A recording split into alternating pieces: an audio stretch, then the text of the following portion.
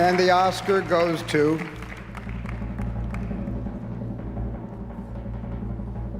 John Cena!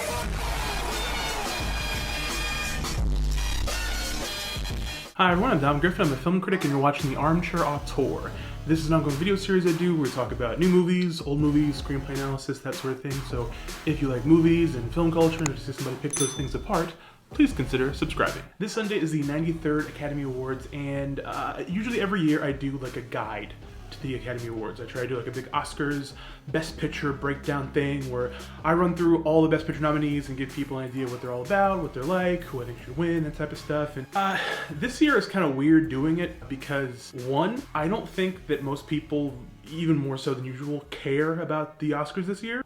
Two, I don't care about the Oscars this year, like at all really. And three, like, unlike most years where I watch a lot of the Best Picture nominees and then I kind of have to play catch up closer to the actual show, like I've already seen all the Best Picture nominees and I saw them all like already. And with the show getting pushed back later because of like COVID and everything else, like it just, I'm kind of over these movies already. Like I'm ready to move into the new year. Like the only reason I give a shit about this year's award show is that Steven Soderbergh is That's my dad! involved with the telecast, and I want to see it and see if he does anything kind of cool with the format. I mean, unlikely, but who knows? But yeah, I just don't care. Which is probably the wrong way to start this actual video if I want people to watch it, but I gotta be honest with you all. But I do still think that this year has a semi-adventurous lineup. Like the movies are all pretty good. It's not quite the same run-of-the-mill usual Oscar stuff, and I think that's a good thing. There's nothing wrong with that. Usually when I do these videos, they're an opportunity for me to talk about all these big movies, but I've already done that. Like I have full reviews of every single one of these movies that I'll link in the description below, or in cards, or however I end up doing it. So like, if you want like my deeper thoughts on these movies, you can watch all those videos, and please do. And I usually also like to talk about like what I'm rooting for, what I hope wins, what I don't think should win, what I think is more important, yada yada, and like, we've already established I don't care about that stuff. So instead, I did still want to highlight all the Best Picture nominees for my viewers, but rather than just kind of pointing to other videos for you to watch, you can watch all those videos, and please do. But I'm also going to try to talk about how my feelings about each of these movies has changed since initially reviewing them and watching them. There's a lot of movies to go through, so I will put chapter breaks in the description below so you can skip ahead. Like if there's a movie you don't care about at all, you don't have to listen to me talk about it. I respect that. And I'll just kind of go off the cuff and share my thoughts, and we'll see what happens. I don't believe I'm gonna die slipping on no ice. I don't believe I'm gonna die because I got a bad heart. I believe I'm gonna die doing what I was born for. I believe I'm gonna die half the people.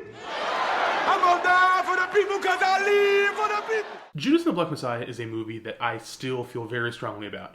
And I haven't changed my opinions about the movie much since having seen it, except to say that its reception has sort of depressed me a little bit. Like, specifically, I thought this movie was going to be a way bigger movie than it really was. And I don't mean bigger like it would make more money or whatever. Like, we're in the kind of weird COVID period where movies making money is, like, not really a thing. But I just thought it was going to be bigger culturally. I thought more people were going to grab a hold of it and, like, really, really get into it. For a variety of reasons, it's not a movie that really caught fire with people the way I felt it would. Because it really touched me. Like, I was really, really into it. And I still recommend it to people cravenly whenever I get the opportunity to, but for whatever reason it just didn't fully like puncture through to the public consciousness. I think some of that is the fact that generally speaking, the sort of audience that would really grab onto this kind of movie and help propel it into the culture was primarily black people, and I don't think the movie really connected with them at large, partially I think because the movie is so principally concerned with like very leftist revolutionary politics, and at least in the last couple of years in the mainstream media, like through the news and stuff, I feel like mainstream black people are not a monolith, but like a mainstream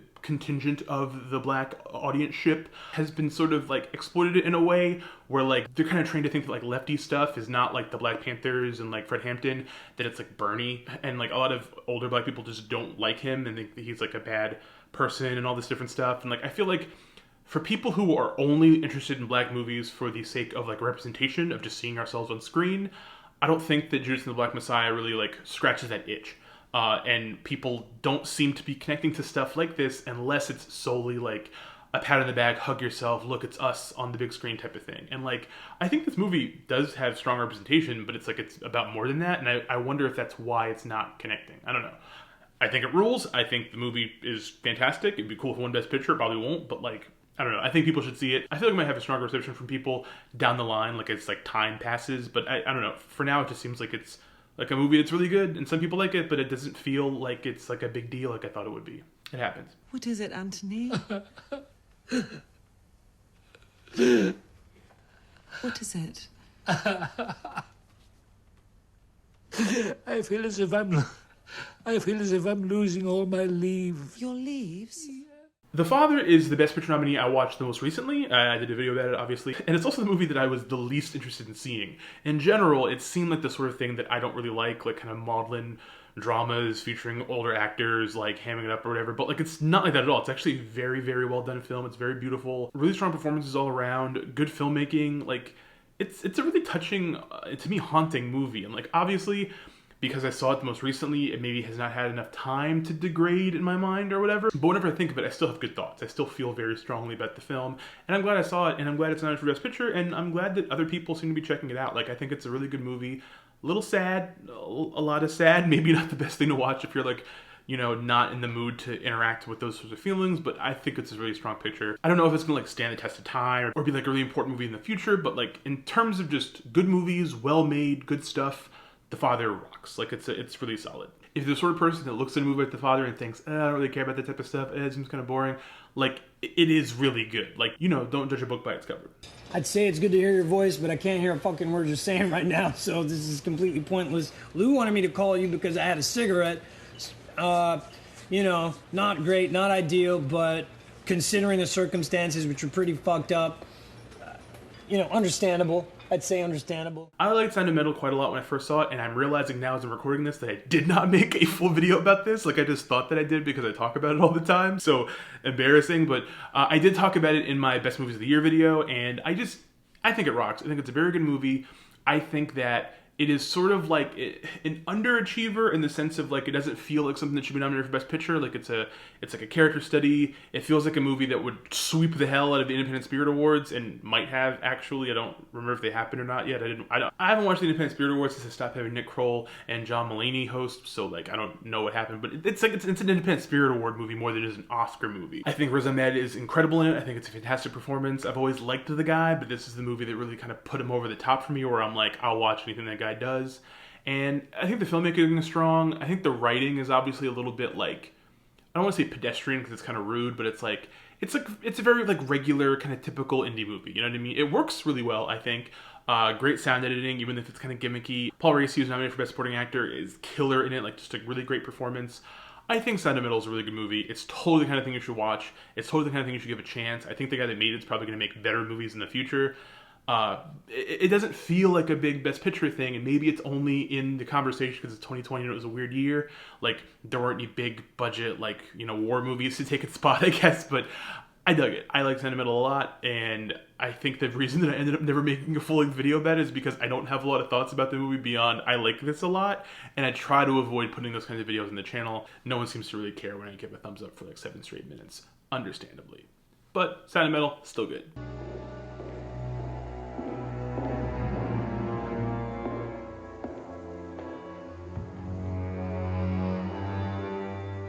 Mank, it's Orson Welles. Of course it is. I did make a full video about this, and I raved about it, and I loved it, and like, I don't know anyone else who did. Like, my friend Brian loves it as well, because we both are essentially like sons of David Fincher, but no one else I know really gives a fuck about Mank. And I get that. It's black and white. It's like a movie about Hollywood. People get sick of those. But I love David Fincher. I am a unabashed stan. Like, I have no problem admitting that. I think the movie is really strong. I like its politics. I like its structure. I like its visuals.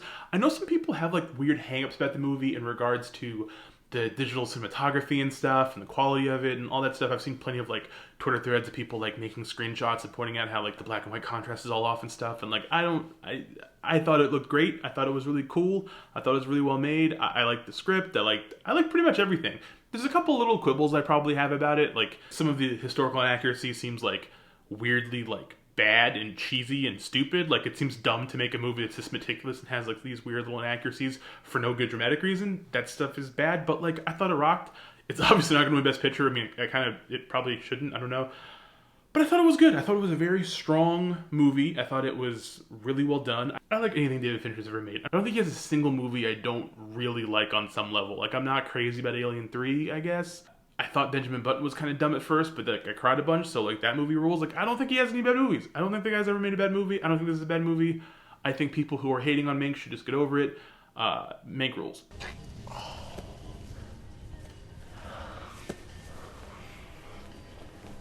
Hey, Neil. Yeah. They said I need to go home. Holy shit. Promising Young Woman is sort of like a weird movie to try to talk about because in my original review, I couldn't talk that much about plot specifics because like the movie really wasn't on VOD or anything yet. It was barely out theatrically, but I really liked it. I was into it at the time, and I just really didn't like the ending. I thought the third act was really bad, and I thought it was dumb. Then like over time, I started to come around on the ending a little bit. I was like, well, okay, like, you know, the movie's marketed as like a rape revenge thriller, but it's not a rape revenge thriller. And I shouldn't judge it on the merits of what it isn't based on its marketing. But then the more that I thought about the movie and the more like I kept seeing it being like really, really exalted and praised and like people just calling it daring and life-changing, all this stuff, I just felt like we were being like hoodwinked in a way. Like the more I thought about the movie and the more I saw like this people's estimations of it just getting higher and higher, the more I was like, okay.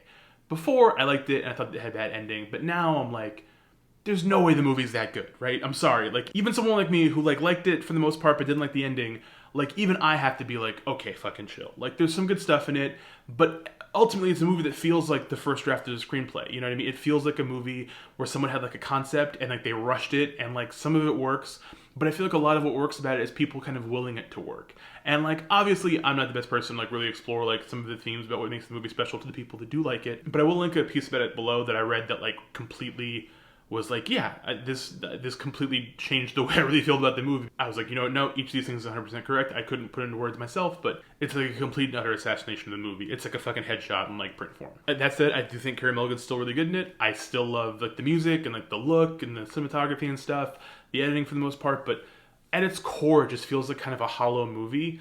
And I don't think that we can like think piece our way out of that. Were you hoping for a confrontation with the police? I'm concerned you have to think about it. Give me a moment, would you, friend? I've never been on trial for my thoughts before. Trial of Chicago 7 is like a movie that I completely forgot even came out this year, even though I made 2 videos about it. One before the movie came out about the screenplay that I'd read, like an old draft of the script that Sorkin had written, and another video reviewing the movie. And like, I obviously gave a lot of thought and time and effort into this movie. I watched multiple documentaries about the Chicago 7, all this different stuff, and like, literally the movie is just like gone from my head. When I was looking at what was nominated this year, I completely forgot that Trial of Chicago 7 was nominated. I forgot it came out. I forgot it happened. And it's not like it's a terrible movie. I wouldn't say it's bad. I mean, like, it's actually pretty solid and entertaining enough. Its politics are deeply, deeply frustrating for me, but it's just such like a nothing movie to me. It's not something anyone's going to still be thinking about down the line. Do you remember like when movies like Lions for Lambs came out and like every other month there was a new like post-Iraq movie that was like a really big deal and so important, and then like 6 months later you forgot it even existed? That's how I feel about Trial of Chicago 7. Like, this is not a movie we're going to be talking about a year from now. It's not even a movie we're talking about now. Hey, can you stop me if I say something in your language? Sure. Chinga chinga chong chima chima choo? Minari is a movie that if you see my original video about it, I was really into at the time. I watched it relatively early before it came out. I thought it was really beautiful. I thought the performances were good. It had like a really nice vibe and like a grace about it that I was really into. And I was like, this is such a nice little movie. Like, I really feel it. But again, it's like a movie that like months have passed and like I don't think about it. I don't remember a lot of the plot details very much. Not that it's a very plot heavy movie, but like, I remember some of the images and some of like the feelings it gave me, which is good. You want those things to stick with you. But as a movie, I don't know if I'm ever going to watch it again. I mean, maybe it's someday, but like I have no feeling like I want to or need to. Like, I was like, I watched it. That was good. Moving right along, you know? And there's nothing wrong with that. I don't know. Like, I think it's well directed. I think it's well acted. I wish everyone in the movie well, and I'm glad that it's getting like the recognition it deserves, and I'm glad it's nominated. I'm glad it's a movie that's like getting as big of a push as it is, but I don't really care. Like, it's weird to say that, because if you watch my video, I was like, this is really good. And now I'm like, yeah, probably, sure. I should probably try to make an attempt to do more follow-up videos so people can kind of see that sometimes when I make a video about a movie and I review it, and I'm really gung-ho about it, that within a month I completely change my mind, because, like, it's mutable, you know? And, like, Minari's a movie I liked a lot, and I don't like it less. I just care about it less, if that makes sense. I don't know if that makes sense. Just sometimes you see a movie and you're like, yeah, and then you're like, oh, yeah, that was good, sure. That was fun. That might be the product of the fact that I watch like hundreds of movies a year. I don't know, but maybe I'm just like numb to it or something. But like, yeah, Minari, cool, but eh. Is there a discount if I don't use the electric and dump? Because I just have my van, you know. No, but since you're in a van, it's easy for you to move and to go south to a warmer place. Yeah, well, I wanted to get a job around here first. Oh, good luck with that. And that brings us to Nomadland. Again, a movie I reviewed, a movie I liked, a movie I was pretty pro, and I just don't really care. I don't know if it's the fact that the movie is like sweeping all the awards. I don't know if it's the fact that it feels like such a de facto sort of consensus, everyone agrees it's like the big movie thing, or if it's the fact that it's a movie that depicts people who the mainstream often forgets unless they have to write like a WAPO opinion piece about it or whatever. But it's a movie that also is like completely 100% endorsed by Amazon, who like Chloe Zhao like sort of worked with to be able to film their factories and stuff, and like it just sort of leaves a weird taste in my mouth that a movie like this would be so tacitly approved by Amazon, because that just casts it in a bit of a different light for me, in the sense that a lot of the things that I thought were beautiful and moving, now I'm like, they're also sort of like turning like being a nomad and like not being able to have like a stable job because of how fucked the economy is. It's like making all these things into like a weird poetry, and that's cool, but I sort of think it makes things lyrical and interesting in a way that allows people to completely divorce these people that they're watching in the movie from like the circumstances and systemic issues that cause them to be in this sort of space. And I don't know how to really wrestle with that. I feel like I'd have to watch the movie again and like think about it a lot harder, but I don't have any interest in ever seeing the movie again, which is like a little bit weird because I did like it a lot the first time I saw it. It's just that now I'm like, I'm probably good on Nomadland. I mean, I think Frances McDormand's fantastic. I must admit, genuinely curious to see what Chloe Zhao does now that she's going to be directing a movie within the MCU. Maybe she gets to like film a lot of like natural light wheat field scenes. Who knows? I don't know, but I'm curious. But the movie's just like fine, and it's not a movie that I think it would be like bad if it won Best Picture. It just seems like it would be weird because it just doesn't like stick, you know? Like again, I watched this a few months ago, already kind of like out of sight, out of mind, and like this is a movie that has won so many awards in the last few months. It's a movie that's topped so many critics lists, and again, I just head empty, no thoughts about Nomadland. And I don't know if that says something more about me, that like I, you know, care more about like Mortal Kombat than I do about Nomadland, but it makes me kind of wonder, like, I don't know, like, should I revisit it at some point? Will I have different feelings? Most likely, but I also just have no interest in revisiting it. And when I think about the Oscars, even though I don't care about them anymore, the thing that sticks out to me is the idea that these movies are supposed to be like the standout showcase movies from the year in which they're released. And if just a few months after they're out, you're already not thinking about them anymore, that's like worse than not standing the test of time by 5 years, a decade, or longer. That's like, you didn't make it through like the year. And obviously this is a very weird year where a lot of very bad and transformative things happen, so like I kind of get it, but it still just seems like strange, right? That like some of these movies I just don't even think about or care about anymore, and I don't really know what to do about that. So look, those are my thoughts about all the Best Picture nominees. I don't know what's going to win. I don't really care what's going to win. Do you guys know? Do you guys care? What do you think is going to win? What was your favorite of these movies? What movie do you think should have been nominated for Best Picture that wasn't? What movie was nominated that you think shouldn't have been? All that stuff, all those thoughts. Give them to me in the comments below because I'd love to talk to you guys about this. It's like my favorite thing to do. If you like this video, please give it a thumbs up. If you have not subscribed, subscribe. Hit the little bell icon to get notifications when I drop a new video. There was one more Oscar-related video dropping on Sunday, Oscar Day, that's about a film that is nominated for Oscars that I think should have been Best Picture material, but wasn't, and I watched it very late, and I really loved it, and that's something I think you guys should check out, so stay tuned. Thank you guys again for watching. Hope everyone's staying safe, being good to yourselves and each other, wearing your masks, getting vaccinated, all that good stuff. I will see you guys in the next one. Bye.